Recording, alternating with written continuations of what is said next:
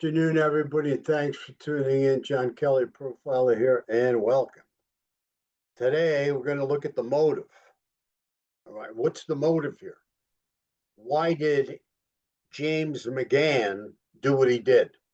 Okay, why did he kill that poor mother and father, Cristen and Clinton Brink? I mean, what's going on here? I mean, is this just a madman, or could this be have something to do with pedophilia and also mental health diagnosis?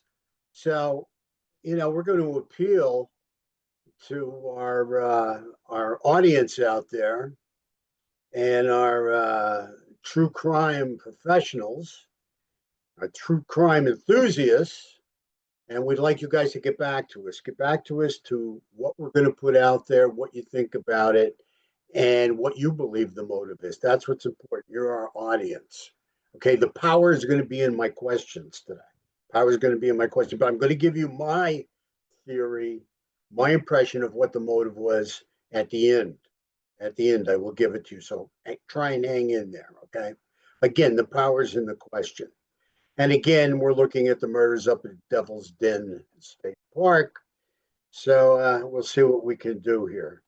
As you know, Clinton and Cristen Brink were killed, and I want to send our deepest condolences out to their families and friends. This was horrific, a horrific ordeal.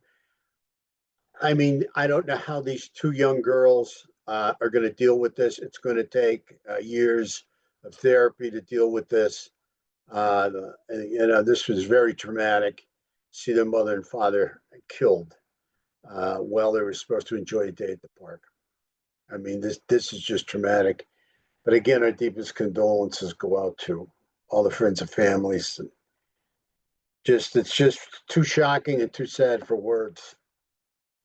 Let's talk about the suspect. And everybody's innocent until proven guilty. Okay, even Andrew James McGann. Even if McGann turns around and admits to the cops that he committed the murder, he's innocent until he's proven guilty in a court of law. He can retract those claims, with some kind of BS about him being under duress or something like that. So we're going to have to watch this very closely, okay? And our suspect is Andrew James McGann, or James Andrew McGann. He's used his name a few different ways, a few different times here.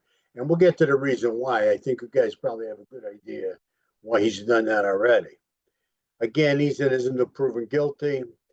He resigned from 3 schools, grade schools. He's teaching grade school, this guy, all right? He's resigning from Louisville ISD in Texas. He resigned from Broken Arrow Public Schools in Oklahoma. And he resigned from Sand Spring Public Schools, Oklahoma. And he's getting ready to start at Springdale Public School in Arkansas. Now, keep in mind, this is all really elementary ed. I mean, this is probably what? I think he was a 5th grade teacher, but I think he taught 3rd grade as well. Okay, and there were allegations of inappropriate behavior about him with some of the students. Now, these are all allegations that are out there about him tickling the girls, about him wanting to have girls sit on his lap, about him bringing candy to school, but only for the girls, not for the boys. I don't hear of any boys sitting on his lap or any boys being tickled. It's all very interesting stuff that can lead to allegations of pedophilia. So anyway, you have to understand that he even turned around and invited the girls to have special lunches with him, okay, at various schools.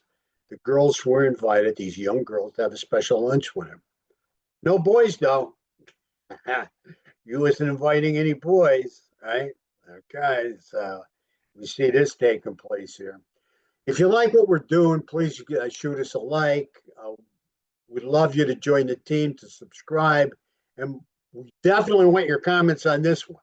So please feel free to comment, because this is a very twisted, tangled case, and what we're looking at is definitely trying to figure out this motive. It's not easy. This is really complicated.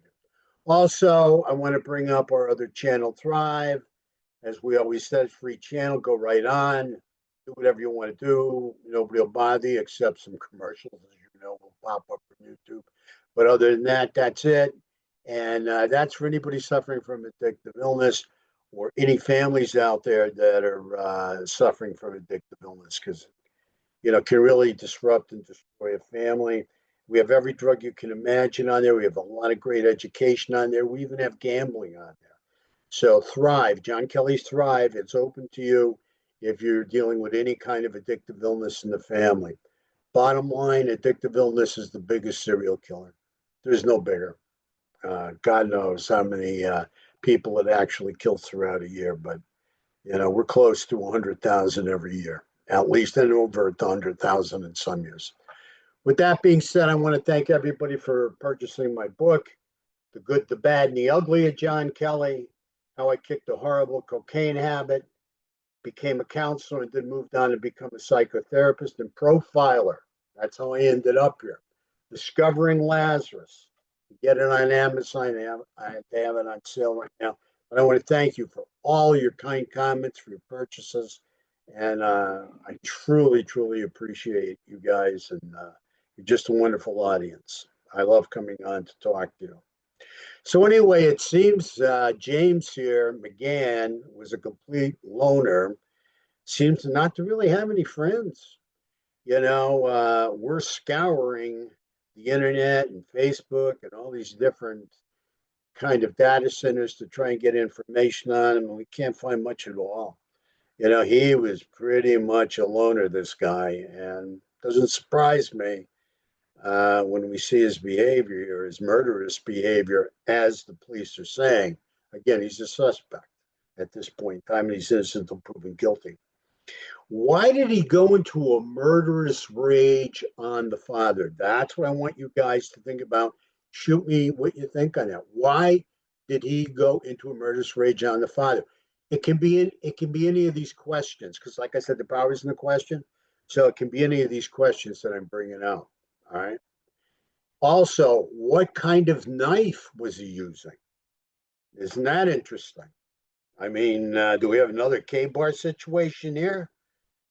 Like we had up in Idaho? I don't know. Very interesting. What kind of knife? Was it just some kind of pen knife or something, or was this a killing knife? Because I do believe this guy had intentions of hurting somebody that day when he went into that park.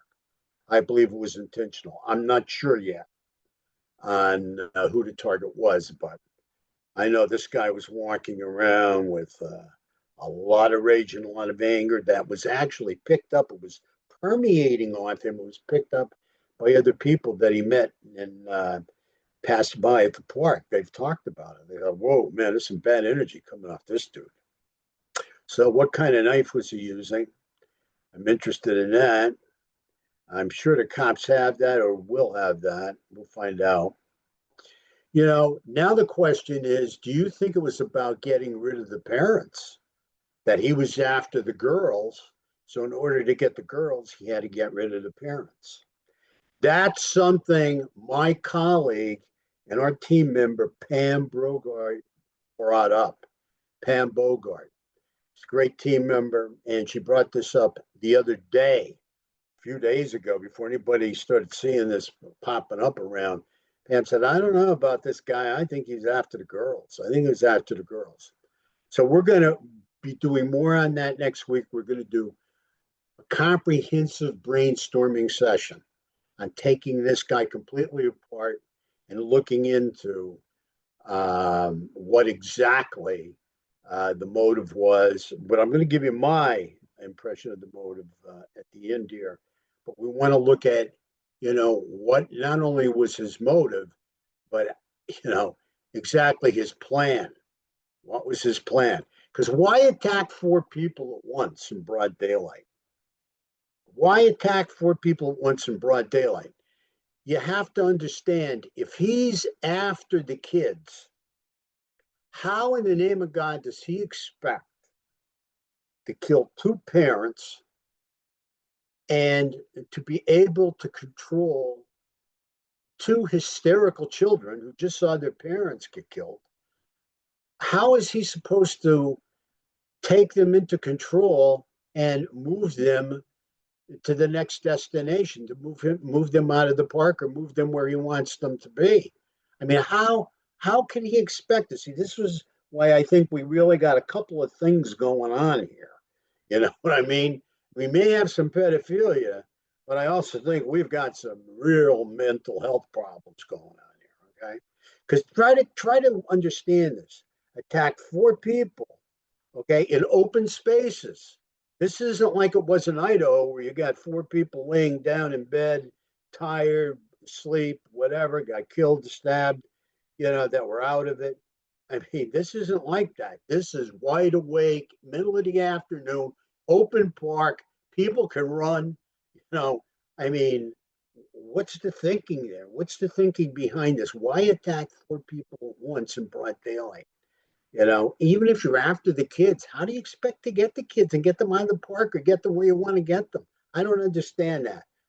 That's why we want to hear from you guys. We want your take on it. It's going to take a village here, I think. Was he under the influence of some drug? That's something else that's going through my mind. Like, because this is crazy behavior. I don't know how he expected to get out of there. If it was about the children, what were his intentions? What was he going to do with the children? All right. We have allegations of him having children on his lap. We have allegations of him tickling children. I got to believe this was more nefarious thinking on his part here if he was after kids. So what was he going to do? Where was he going to go? The other thing I want to bring out is him losing his jobs. This is very interesting to me, and I think it's very interesting to you guys as well. Did he lose his jobs at the other schools because of parents? Obviously, because for this inappropriate behavior that took place at these other schools, parents would have had to come forward and, tell the administrators on what their child came home and told them that he did with them, whether it be tickling or have them on their lap or have them for a special lunch or whatever. And plus, he was not very social. He wasn't a very pleasant person, from what we understand, when talking to parents about their kids. What I'm looking at here, I'm getting a real feeling on this, as this guy really had it in for parents. Because think about it, if it wasn't for the parents that turned around and went to the administrators and told them about his behavior with their child or their children, I mean, bottom line, he probably wouldn't have had to turn around and give them a letter of resignation, resign. And of course, he said he wanted to move on to another state. Now, that's the excuse that has been told to each of these schools. I have a real problem with that. And why I have a problem with that is because I go back to the Cullen days, the Charles Cullen days, and the great investigative team for Somerset County, Timmy Braun and his partner, and how they arrested nurse Charles Cullen, who killed many, many people. We don't even know how many people he killed. Probably the worst serial killer in history. And that's no exaggeration as far as, piling up bodies go. But the bottom line here is the hospitals kept letting him resign. They really had a feeling that he was hurting people and killing people. But they don't come out and say it because they don't want to be sued. They ended up getting sued anyway because Timmy brought everything out in the open, and I can't thank Timmy enough for that. And New Jersey owes him a lot of gratitude for that. Got this guy off the street and made the hospitals responsible at the same time. It's right on. It's right on Netflix. The Good Nurse. Good Nurse. The whole story. It's a great show if you haven't seen it, and it's true. I saw it. I watched it. All right. Bottom line is, so the hospitals kept moving Nurse Charles Cullen around, and by doing that, by not giving him a bad reputation, by not telling people that checked in to see how he was before they hired him, by not condemning him in any way. Okay. So the old cliche is, well, really, I want to fire you, but I'll let you resign. Because if I fire you, it may create lawsuits on us and on you. But if you resign, and the same thing goes for the schools right here that I'm bringing up, the schools think this way too. If we allow you to resign, then there's no press, there's no publicity, we're not going to get sued. People aren't going to think we have some kind of child molester working for us. So go on your way and get out of town, and that's what he did. And the excuse has always been wanted to move to another state. Right. So this is very interesting to me. And my interest in is, what did these schools actually know and what did they report? Okay. I'm giving them the benefit of the doubt. The guy says, okay, I want to go. I want to move to another state. But I have to tell you, I've been here before, and this is suspicious to me. It's just suspicious that, somebody with all this inappropriate behavior all of a sudden wants to resign, even though there has been some criticism of him by administration. All of a sudden he wants to resign and, go on his way. I mean, so I'd like to hear your feedback on this, please. Because this is a little crazy for me, but I've been in this place before, only with dealing and understanding what hospitals did with Charles Cullen, Nurse Charles Cullen. Now this guy turns around. If you saw the most recent information on him, he went in and got a haircut, and he's not too bright. This guy, he never has. But I mean, obviously, he left his dark black car that they're looking for out in the parking lot, and I guess he's going in to change his facial image and his description, and he's going to do something with his hair. He's going to get a haircut that's going to make him look different or whatever. But keep in mind, the picture that was out there didn't show his hair; it showed a hat on. I mean, he would have been better off just getting rid of his hat, which I don't think he did. I think they found it at his apartment. But again, this guy isn't going to be winning the Nobel Prize anytime soon, right? There's no question about it. I mean, this guy, he's not as we said earlier, not the brightest bulb in the tree, So you ask yourself, when you look back at the father, why the trigger, why the murderous rage, what happened? Because the father was attacked first. The father was killed first, stabbed to death first, right? Did that father represent a parent to him?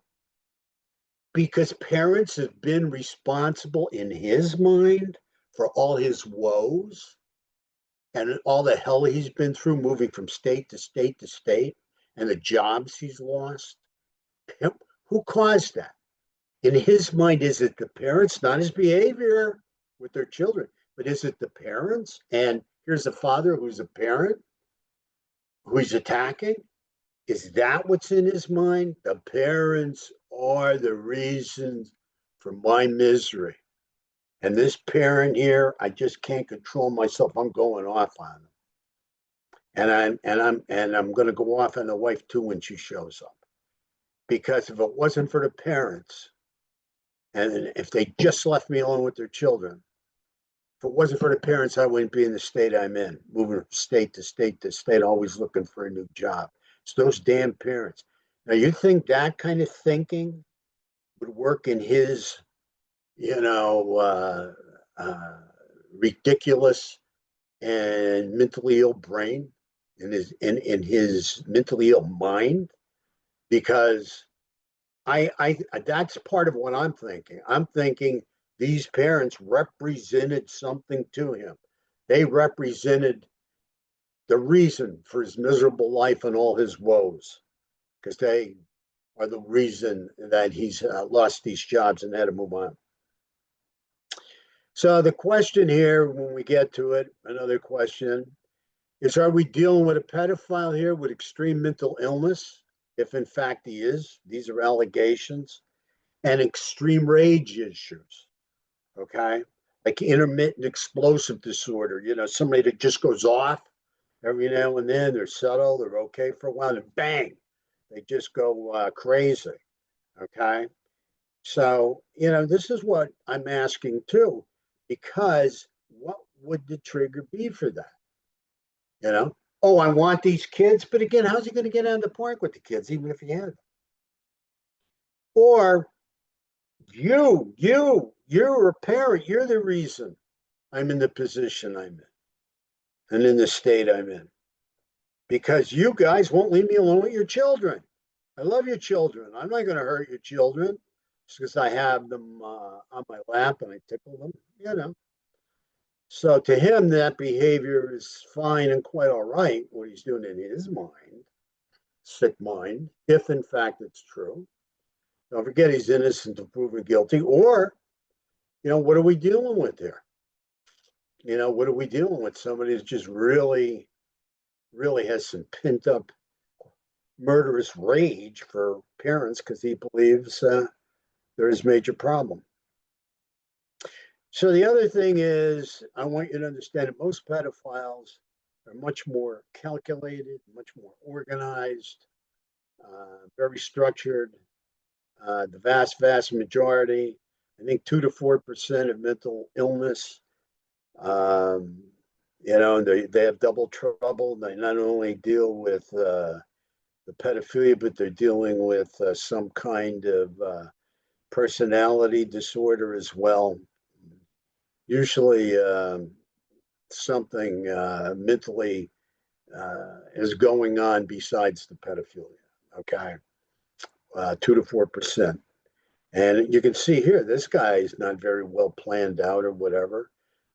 Did make some smart moves getting people to an area where there's no cell phone or whatever, or, ambushing in that particular area so nobody could use a cell phone and call for help. And the mother couldn't. She had to run with her kids to get her kids to security and then come back to save her husband, help her husband out.